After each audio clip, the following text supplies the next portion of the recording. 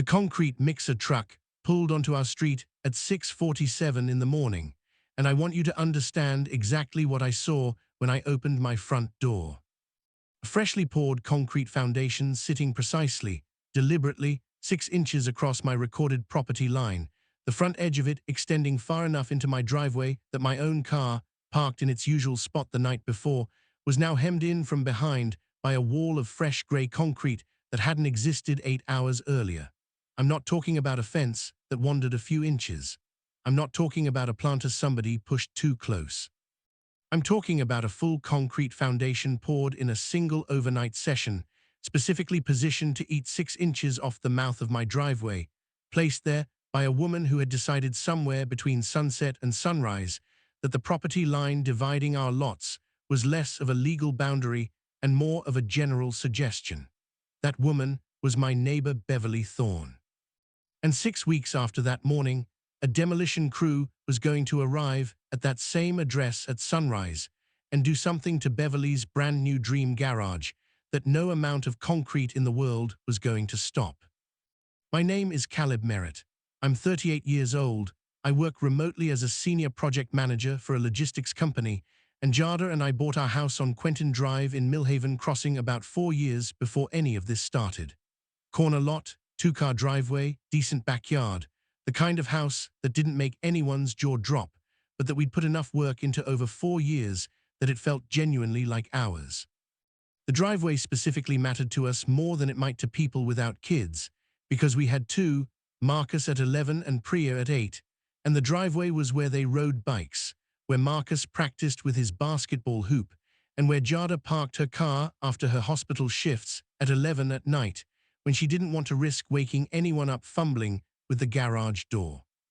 Beverly Thorne moved into the house directly to our right about 2 years after we'd settled in, arriving in a white moving truck on a Saturday in early October and making herself known to the immediate neighborhood within about 48 hours by introducing herself at length to every household within visible distance of her front door. A trait I might have found charming if the introductions hadn't all ended, without exception, with some version of the observation that the neighborhood needed a certain kind of energy that she was confident she would be bringing. I didn't know what that meant at the time. Over the following 2 years, I came to understand it meant Beverly Thorne's energy, specifically, applied to every situation regardless of whose situation it technically was. She was somewhere in her early 60s, recently retired from what I gathered was a career in commercial real estate, and she had the particular combination of free time, self-confidence, and disposable income that tends to make certain kinds of people very, very difficult to share a property line with. Within her first 6 months in Millhaven Crossing, she'd submitted no fewer than 3 HOA suggestions, 2 of which were approved, one of which involved repainting the neighborhood entrance sign, a color she described in the meeting notes as more elevated. She volunteered herself for the landscaping committee without being asked, then effectively took it over within 90 days. She had opinions about everyone's Christmas lights that she shared without being invited to share them, and she once left a handwritten note on the windshield of a guest's car parked in front of our house, a public street, suggesting the vehicle was blocking a sightline that the Neighborhood Aesthetic Committee, of which I am the chairwoman, has identified as a priority preservation zone. I made up none of that. The note is still in my junk drawer because I didn't know what else to do with something that simultaneously infuriated me and impressed me with its audacity. What made Beverly genuinely difficult, as opposed to just mildly annoying, was not any individual action, but rather the cumulative effect of a person who had organized her retirement entirely around Millhaven Crossing as a project, a place to exert the same kind of professional energy she'd once put into commercial deals, except now applied to a neighborhood of families who mostly just wanted to live their lives without being organized at. She was on 3 different committees by the end of her first year. She sent emails to the HOA management company that Dale once described to me, reading one over my shoulder at his kitchen table, as having the formatting of a corporate memo and the energy of someone writing to a landlord they've already decided to sue. She wasn't cruel or loud or aggressive exactly. She was relentless, in the particular low-level way that makes you feel slightly exhausted every time you see someone's car in their driveway, because you never quite know if this is going to be the day they've decided to have an opinion about something you do. None of that, aggravating as it was, amounted to anything more than the standard issue entitled neighbor experience most people in HOA subdivisions collect like stamps. Beverly was annoying. Beverly thought highly of herself. Beverly had opinions. Fine, people like that exist everywhere, and the trick is usually just to maintain a pleasant but firm distance and outlast their worst impulses. What I did not account for was Beverly deciding she wanted a garage. She'd never had a proper garage at her previous house. She mentioned this to me during one of our driveway conversations, the kind where you're just trying to get your groceries inside and find yourself trapped for 12 minutes because someone planted themselves between you and your front door. She'd always wanted one. Now that she was retired and settled, she was going to build the garage she'd always dreamed of, something really beautiful, she said, with a workshop space and proper storage, and maybe a little art studio alcove in the back, because she'd recently taken up painting and needed the light. She'd already talked to a contractor, already had plans drawn, already submitted them to the HOA Architectural Committee, which she also sat on for approval. I want you to hold onto that last detail, because it's going to matter a lot later. I told her it sounded like a nice project. I meant it.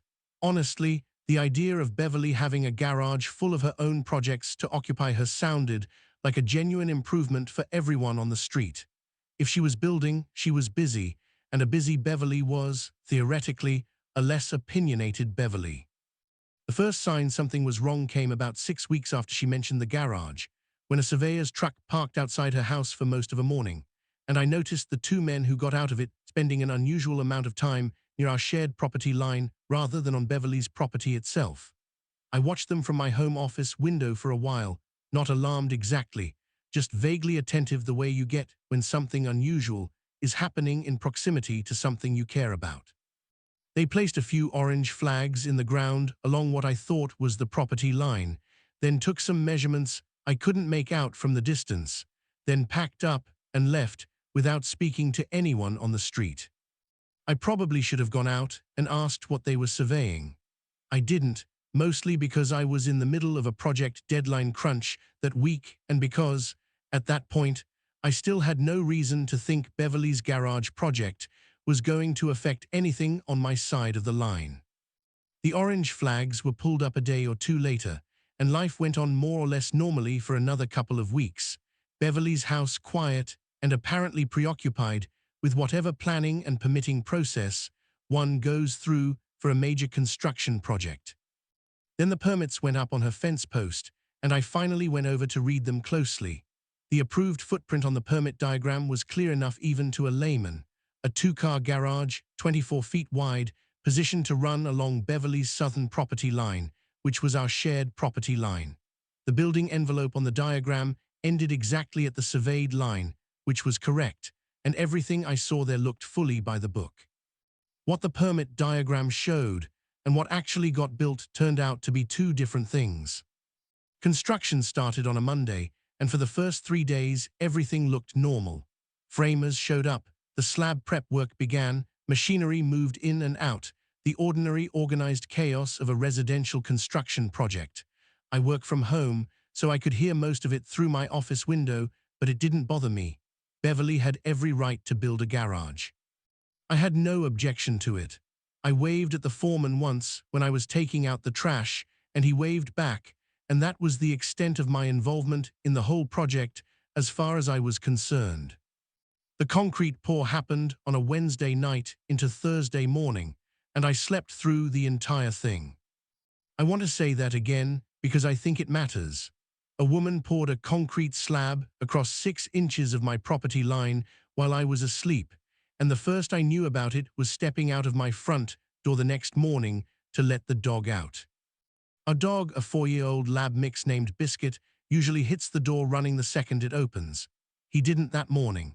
He stopped at the edge of the porch, looked toward the driveway, looked up at me, and looked back at the driveway again with an expression that, if you're familiar with labs, you'd recognize as genuine confusion, The particular head tilt of an animal that knows something about a familiar space is wrong but can't quite articulate what. I looked where he was looking. The concrete foundation ran from the back corner of Beverly's house toward the street in a clean, professional-looking slab. Exactly the kind of work you'd expect from a competent contractor, with exactly the kind of problems you'd expect from a competent contractor who'd been told to pour somewhere he shouldn't have been. The front edge of it jutted 6 inches past the property line markers into the mouth of my driveway. 6 inches doesn't sound like much until you've watched your wife try 3 separate times to back her midsize SUV out of a driveway that's effectively been narrowed on one side by a concrete wall that wasn't there the night before. I stood there for a solid 30 seconds, just processing it. Then, I did what I imagine most people would do in that situation. I went back inside to get Jada. She was still in her nursing scrubs from the night shift, standing at the kitchen counter with a coffee, and when I said, "Come look at something for a second," she must have caught something in my voice because she set the cup down and followed me outside without asking any questions. She stood on the porch beside me, looked at the driveway, looked at the concrete, and didn't say anything for a moment. "Is that Beverly's garage foundation?" "Yeah. It's on our driveway. 6 inches by my eye, maybe a little more." Jada walked the full length of it slowly, crouching at one point to look at where the concrete edge sat relative to the grass strip along the property line, then stood back up and turned to face me with an expression I recognized as the one she reserved for situations she'd already fully evaluated and decided on before saying a single word out loud. "Caleb, you need to call someone today, not tomorrow, today." She said it in the same tone she probably used when a patient needed something urgent and was trying to wait it out. "Don't have a conversation with Beverly first. Don't knock on her door. Call someone who knows what this means legally, and then we figure out what we're doing." She went back inside to change, and I stood in my driveway for another minute, Biscuit sitting beside me still doing his confused head tilt, and then I went inside and did exactly what Jada said. I started by calling Dale Hoffman, my neighbor on the other side, a retired contractor who knew more about property surveys and construction codes than almost anyone I was likely to reach on short notice at 7 in the morning. Dale picked up on the second ring, already awake, and listened to my description of what I was looking at with the focused quiet of a man mentally running through exactly what had happened before I'd even finished explaining it. "Go look for the property pins," he said. "The surveyor should have set iron pins or rebar at your corners when the survey was done. Tell me if you can see one near the front of your driveway on the Beverly side." I walked to the edge of my driveway, right where the concrete met the grass strip along the street, and there, about 2 inches from the edge of Beverly's freshly poured slab, was a small orange flag on a wire stake that I'd assumed was a general construction marker, but which Dale, the moment I described its exact position, told me was almost certainly marking a property corner pin. "If that flag is where I think it is," he said, the concrete went past it. Someone poured across the line deliberately or through gross negligence, and either way, it's your property that got encroached. I thanked Dale, hung up, and stood in my own driveway looking at 6 inches of someone else's concrete that shouldn't have been there, trying to figure out the exact sequence of steps that had led a retired commercial real estate professional to apparently decide that an iron pin in the ground was a starting suggestion rather than a hard boundary. Then I went inside and called a property attorney named Sherry Kwan, a referral from Dale, who handled boundary disputes and encroachment cases in our county. Dale picked up on the second ring, already awake, and listened to my description of what I was looking at with the focused quiet of a man mentally running through exactly what had happened before I'd even finished explaining it. "Go look for the property pins," he said. "The surveyor should have set iron pins or rebar at your corners when the survey was done. Tell me if you can see one near the front of your driveway on the Beverly side."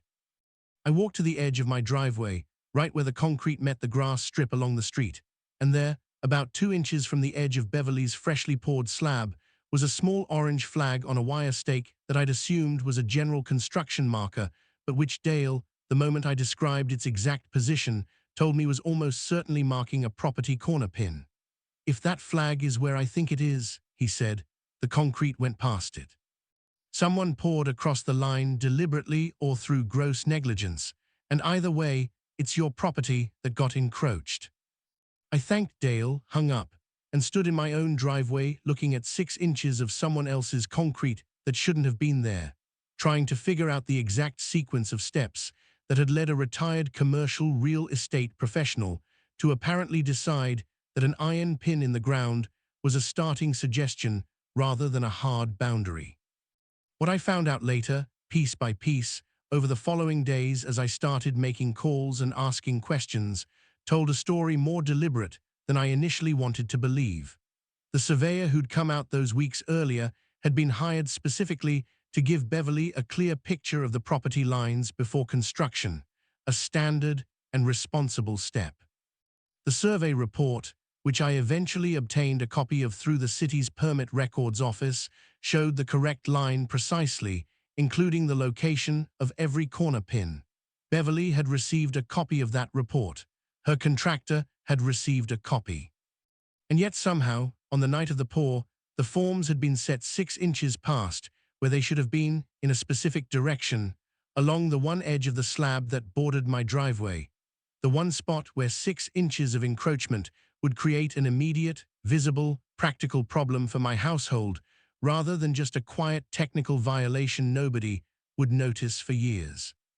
The contractor's name was Pete Garza, and Dale knew him by reputation, the way everyone who spent time in residential construction in a mid-sized county tends to know most of the active contractors by name and general character. Dale's description of Pete was experienced, careful, and not the kind of guy who makes mistakes on pours because he's careless. Which meant, Dale said carefully, that if Pete's forms had been set wrong, either Pete had been told to set them that way, or Pete had made a genuinely unusual error under unusual circumstances, specifically a nighttime pour.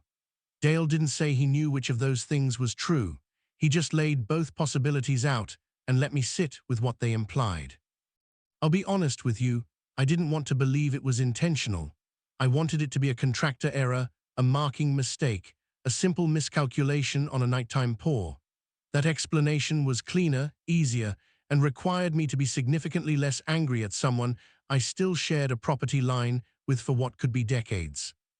But there was a detail that made the accidental error theory very hard to sustain, and I found out about it from Renata Osei, a soft-spoken woman who lived 2 doors down from Beverly and who mentioned, almost as an aside during a Saturday morning dog walk conversation, that she'd overheard Beverly telling someone on her porch a few days before the pour that her contractor had found a way to give her an extra foot on the wide side. Renata hadn't thought much of it at the time, not fully understanding what Beverly meant.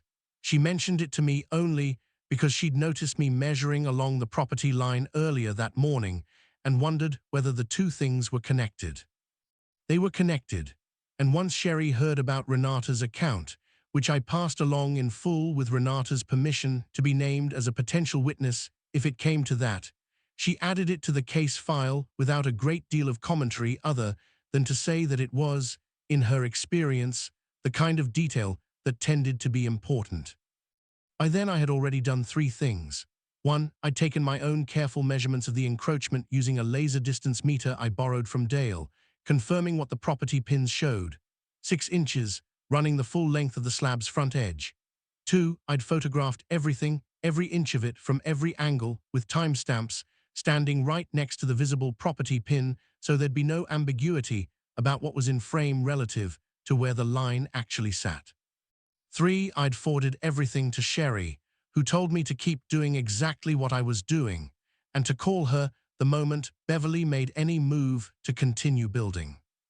Sherry picked up on the 3rd ring, and when I described the situation, went quiet for exactly the kind of pause that usually means a lawyer is choosing between several things she could say and is deciding which one is most useful to say first.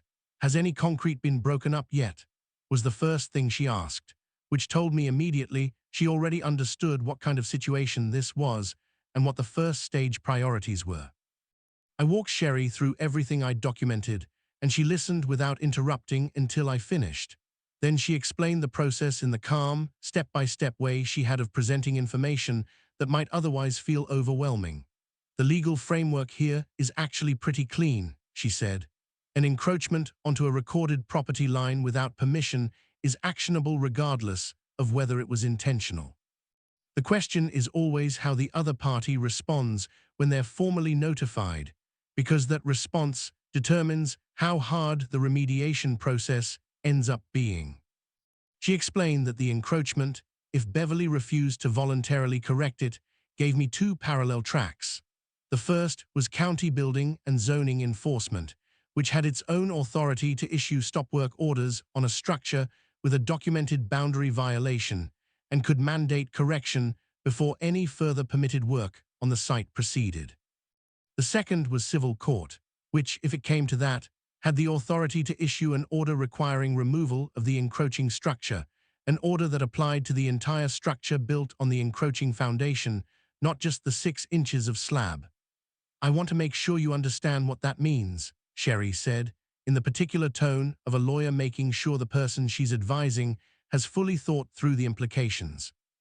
"If Beverly builds the garage, finishes it, and then we end up in court because she refused to correct it earlier, the court doesn't order her to chip away 6 inches of slab.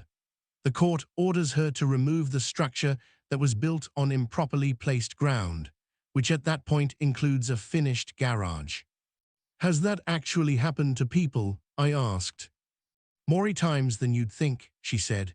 "Usually to people who decided the fastest path through a stop work order was to keep building and hope the legal process moved slowly enough that nobody wanted to demand demolition of a finished building. Sometimes that works out for them. Often it doesn't, and they end up significantly worse off than if they'd just corrected the slab from the beginning." Sherry asked me to get her a copy of the building permit and whatever survey documentation the city had on file, and within a day I'd pulled everything from the city's online permit portal. What I found in that file went beyond just confirming the encroachment. Deep in the application materials was the survey report showing the correct property line with unmistakable precision, including Beverly's signed acknowledgement of receipt. But there was also something else. A notes section at the bottom of the permit approval from the HOA Architectural Committee review, listing the approved dimensions of the structure, 24 feet wide, positioned to terminate at the surveyed property line. The approval was signed by 2 committee members. Beverly Thorne's name was the second signature. "She approved her own garage permit," I said, when Sherry and I went through it together on a call. "She approved her own garage permit," Sherry confirmed, "which is a separate problem from the encroachment, and depending on how this plays out, potentially a very relevant one. The approved footprint she signed off on showed the structure ending at the property line. What was poured extends past it.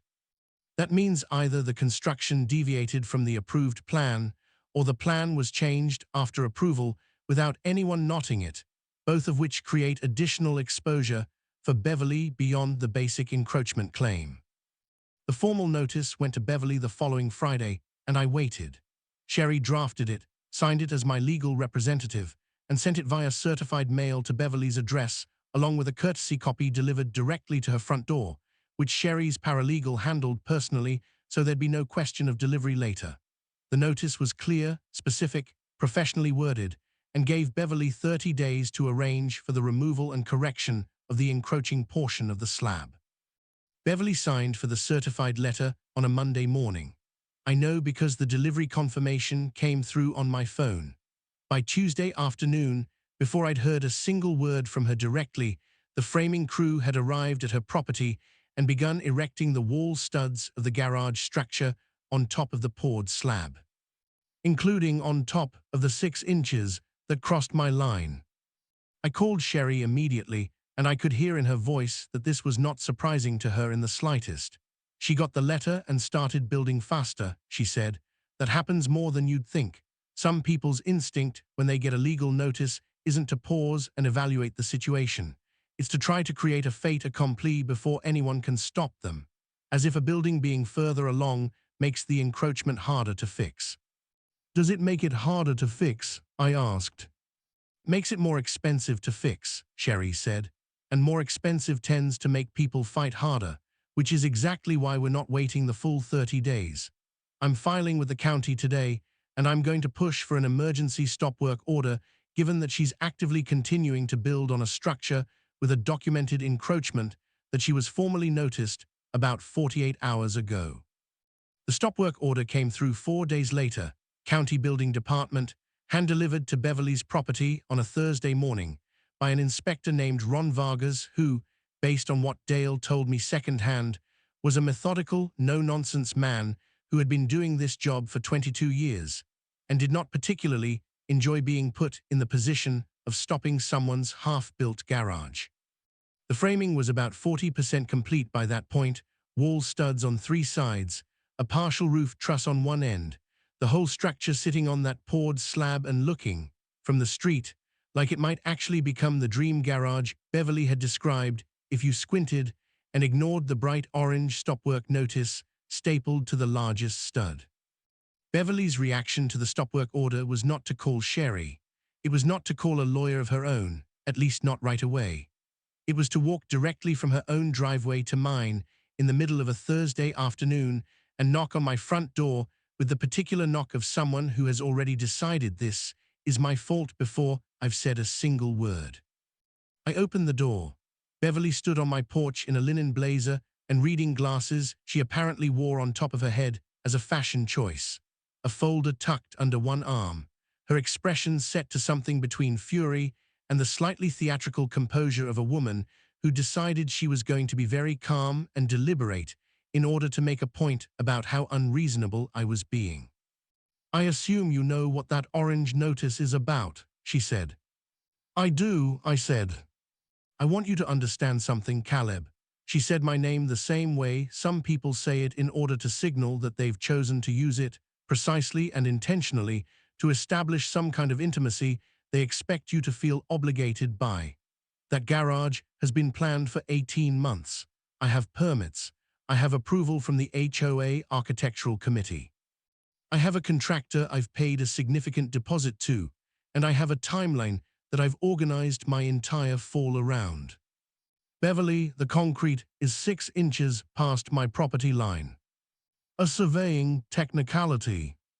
I want to be careful here about how I describe what happened inside me at that moment when she said those words, surveying technicality, because I think a lot of people listening to this have been in some version of this conversation, the one where someone takes something concrete and documented and real and describes it with language designed to make it seem like a minor, pedantic irrelevance that only a difficult person would raise. I felt something firm up somewhere in my chest, not rage exactly. More like clarity. The particular clarity that comes when someone tries to talk you out of something you know is undeniably true, and their doing so removes any remaining doubt about what they're actually up to. "It's not a technicality," I said. "It's my property. The survey, the permit file, the pins in the ground, all of it shows the same thing. The concrete crossed the line. My contractor says the pins were off. Your contractor poured the concrete at night." She blinked. "He works on a schedule." "Beverly, I have the survey report that your contractor was given before the pour. I have the permit approval you signed yourself. I have photographs of the property pins showing exactly where the line sits relative to the slab. I'm not trying to make your life difficult. I'm asking you to correct a concrete encroachment onto my property, which you have every legal obligation to do." She stood there for a moment, and something shifted in her expression, just slightly, the way it does when someone realizes the person they came to lecture has done more homework than they expected. She adjusted the folder under her arm. "I think," she said carefully, "that we should both take some time to explore whether there's a reasonable resolution here that doesn't require anyone to tear anything up." "I'm open to that conversation," I said. "My attorney will be too. Have your attorney reach out to her." Beverly left my porch without another word, and 2 days later, her attorney, a man named Stuart Galloway who practiced real estate and construction law in the next town over, reached out to Sherry with a counterproposal. Beverly would pay me a monthly licensing fee, essentially rent, for the 6 inches of my property her slab was sitting on, and the garage would proceed as planned. The fee he proposed was $40 a month. $40 a month to rent 6 inches of my driveway that she'd poured concrete onto without my permission while I was asleep. Jada, when I showed her the proposal, read it twice, set her phone down on the kitchen table, and said, completely calmly, $40, in the particular flat tone she uses when something has moved beyond irritating into a place she doesn't have a stronger word for. She poured a concrete foundation onto our property, without asking, while we were sleeping, and she'd like to pay us $40 a month for the inconvenience. I told her that was approximately correct. Jada nodded slowly. Tell Sherry no. I told Sherry no. Sherry sent back a formal rejection, restating our position in terms that left no room for creative interpretation. The encroachment needed to be corrected, the concrete removed from my property, the slab edge pulled back to the correct line before any further construction could proceed. No licensing arrangement, no monthly fee, no workaround. Correction, full stop. Stuart's response to that rejection arrived 4 days later, and it said, in language that Sherry described to me as genuinely optimistic given the facts, that his client maintained the encroachment was a contractor error of minimal practical impact, that the proposed licensing arrangement represented fair and reasonable compensation, and that pursuing this matter further would be a disproportionate response to a minor technical boundary question.